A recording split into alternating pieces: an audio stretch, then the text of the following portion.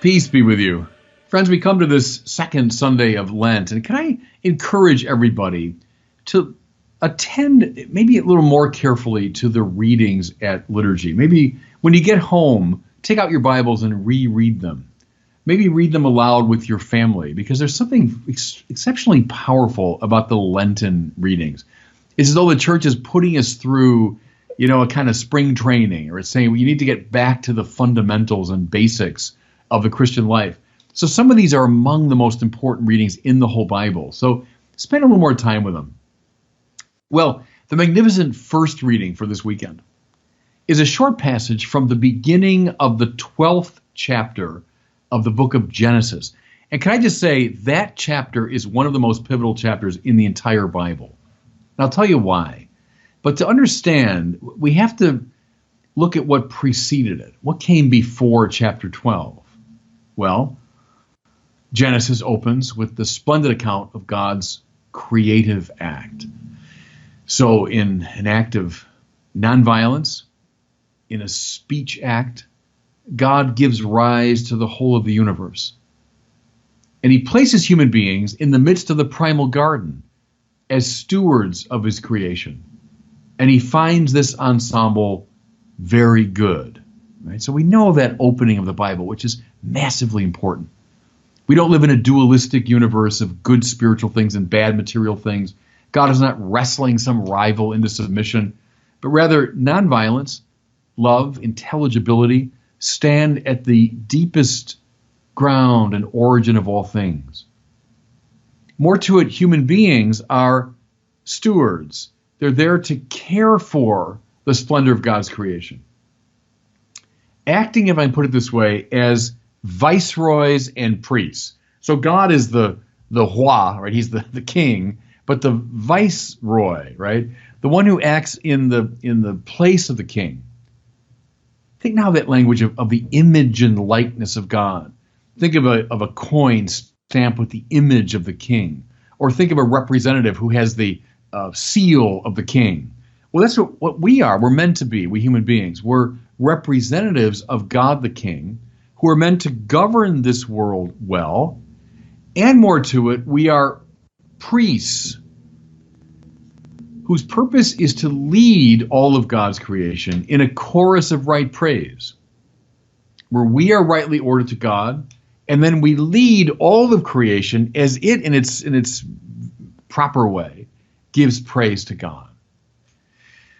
The garden, right? Beautiful, vibrant, verdant, fecund. The garden is evocative of this situation.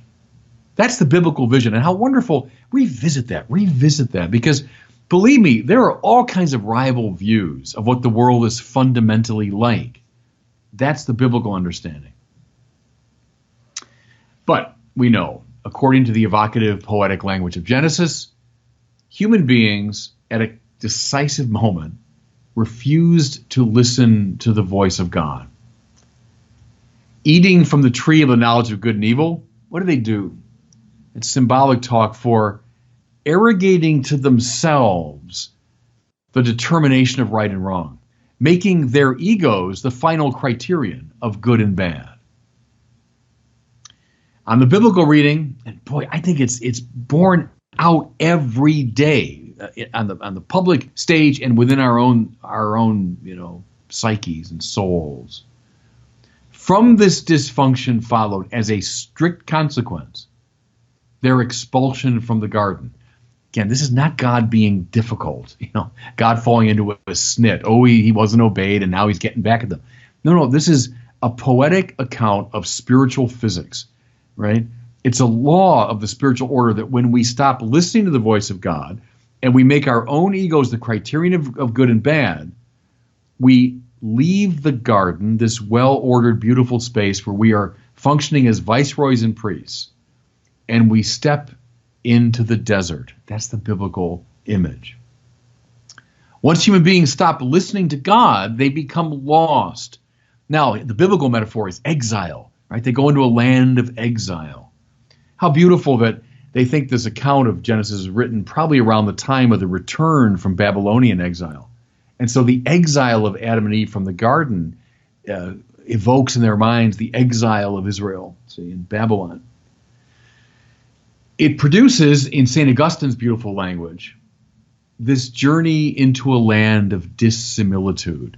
See, in the garden, where we have the image and likeness, similitudo, but when we sin, we wander into a land of dissimilitudo, he says. We're no longer like unto God. Okay? Now, look at the narrative of the book of Genesis from the fall, which is told in chapter 3, to the call of Abram, which is the beginning of chapter 12. So between 3 and 12, and can I urge everybody, maybe at some point during Lent, just sit down and read through 3 through 12 of Genesis. What do we find in there? Well, we find the story of Cain and Abel. We find the story of the flood, and we find the story of the Tower of Babel. In other words, we find jealousy, rivalry, anger, murder, imperialism, arrogance, drunkenness, indeed a wickedness that spreads over the entire face of the earth. In very short compass, in these few chapters, Genesis lays out for us, as it were, all the permutations and combinations of human dysfunction. Where do they come from? From the primal problem of refusing to listen to the voice of God. I listen to my voice, my projects, my ideas. Look sometime at the images from the Sistine Chapel ceiling. You'll notice a lot of interesting things. One is when Adam and Eve are expelled.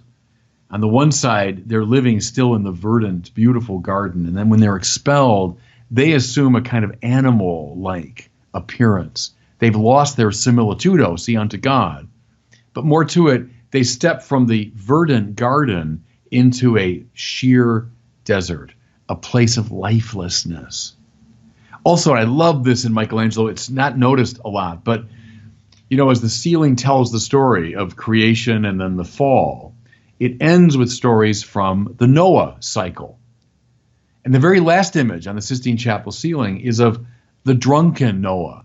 And see, that was evocative for Michelangelo of the human being having fallen into dysfunction.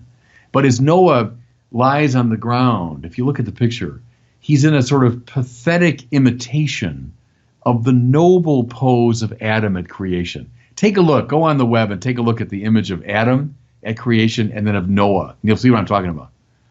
But it's Michelangelo's beautiful, iconic commentary on what happens when the human race stops attending to the voice of God.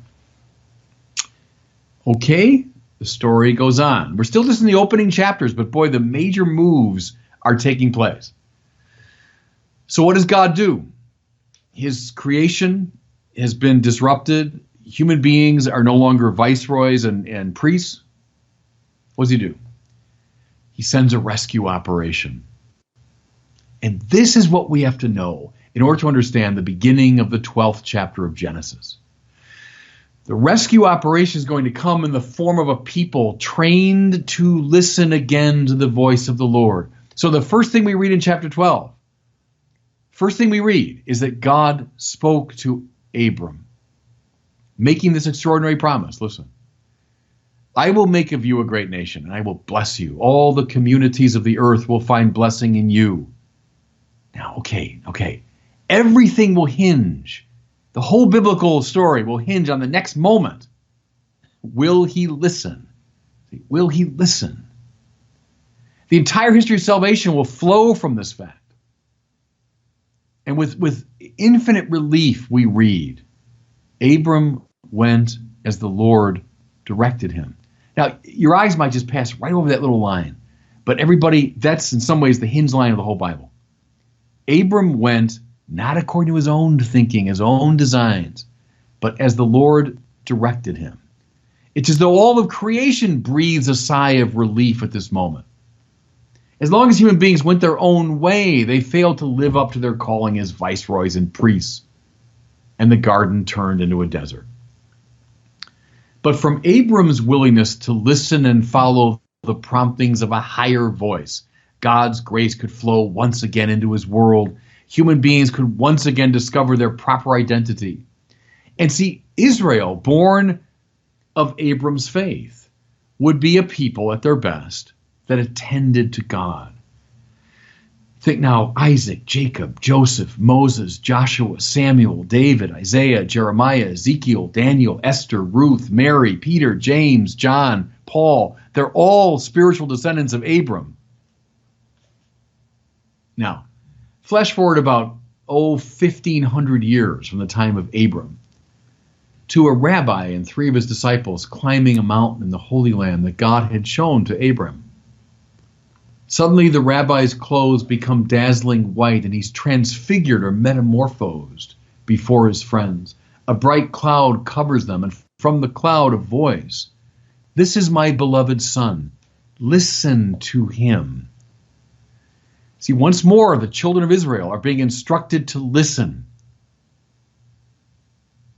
To listen to the voice of the Lord, now incarnate in his beloved son. And see, friends, this is the church. This is the church. Now, go from Abram to Jesus transfigured to us. See, we're all the sons and daughters of Abraham. We're all people of faith. Which, again, doesn't mean, by the way, people who've abandoned their reason. So please don't accept that.